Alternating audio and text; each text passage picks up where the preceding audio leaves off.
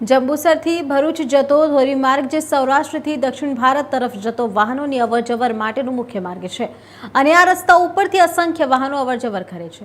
આ પુલ અત્યંત જર્જરિત હાલતમાં છે। પુલ ઉપર તિરાડો પડી ગઈ છે અને સળિયા પણ દેખાય છે। વાહન ચાલકો જીવના જોખમે મુસાફરી કરી રહ્યા છે।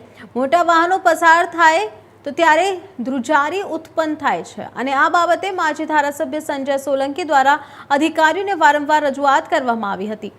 अधिकारियों द्वारा रिपेरिंग माटेनो टेंडरनो भाव ओछा होवाथी कोन्ट्राक्टरनो द्वारा टेंडर भरवामां आवतुं नथी। संजयभाई कोरडिया द्वारा आक्रोश पण व्यक्त करवामां आव्यो हतो। मोरबी जेवी स्थिति सर्जाय ते मोटी दुर्घटनानी राह जोई रह्या छे, तेथी तेमनी मांग करी हती के ચોમાસા પહેલા આ પુલનું रिपेरिंग थाय। आमोद गडर ब्रिज सौराष्ट्र અને દક્ષિણ ગુજરાતને જોડતો આ બહુ અગત્યનો બ્રિજ હોવાથી આપ આ જોઈ શકો છો કે આ બ્રિજની હાલત અત્યારે જો કેવી છે કે રાહદારીઓને પરેશાન થઈ રહ્યા છે। બીજું આ પ્રશાસન તંત્ર કેટલા ટાઈમ 2 વાર ટેન્ડર બહાર પાડી ચૂક્યું છે, પણ ઓછા ભાવના કારણે કોઈપણ કોન્ટ્રાક્ટર આ બ્રિજનું કામ કરવામાં કોઈ રસ દાખવતું નથી।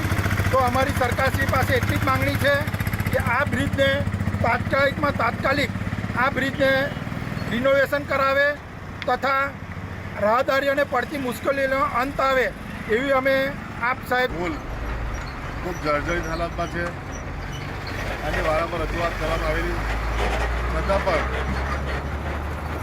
ઓછા ભાવના ટેન્ડરને કારણે કોઈ ટેન્ડર ભરતું નથી। મોરબી જેવા ભોગ મહિના પછી આ પુલ બનાવવામાં આવશે અથવા સરકારના ભોગની રાહ જોઈ રહી છે। વારંવાર આ રસ્તામાં જતા વાહનો એટલી બધી મુશ્કેલીઓ પડે છે કે આ રસ્તો ધોરીમાર્ગને જોડતો રસ્તો છે, ખૂબ અગત્યનો રસ્તો છે। આ રસ્તો બને એવી અમારી નમ્ર વિનંતી છે।